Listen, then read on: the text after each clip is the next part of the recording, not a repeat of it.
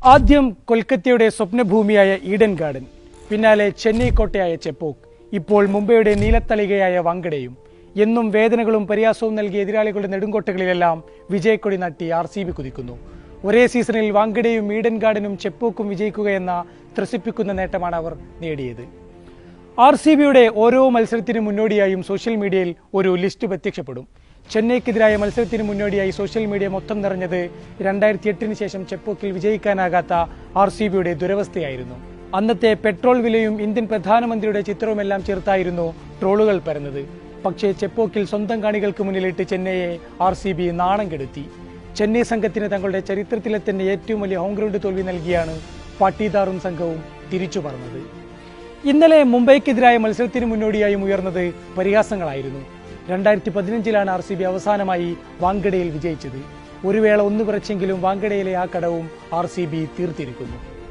ചിന്നസ്വാമിയിൽ ഗുജറാത്തിനോട് മുട്ടുമടക്കിയെങ്കിലും ആദ്യ 3 എവേ മത്സരങ്ങളും വിജയിക്കുക എന്ന കഠോരമായ കടമ്പ അവർ കടന്നിരിക്കുന്നു. മത്സരം 4 ആയിട്ടുള്ളൂ.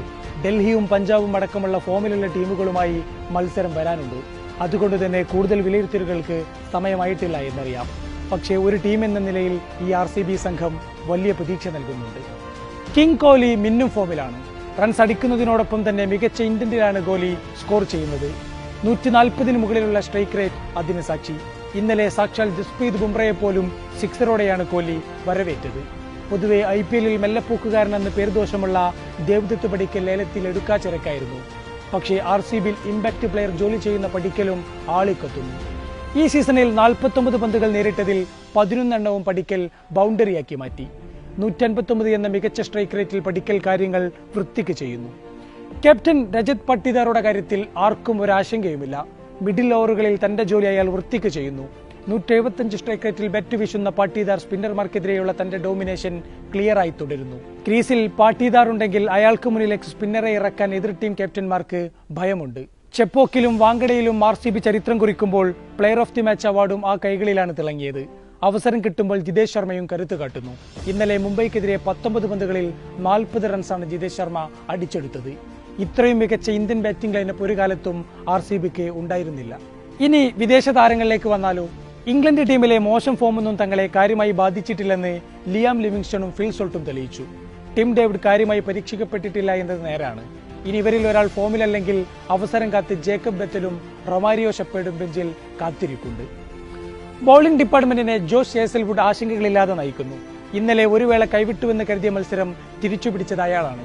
നിർണായകമായ 19ാം ഓവറിനായി ഹേസൽവുഡ് പന്തെടുക്കുമ്പോൾ മുംബൈക്ക് വേണ്ടത് 12 പന്തിൽ 28 റൺസ് മാത്രം.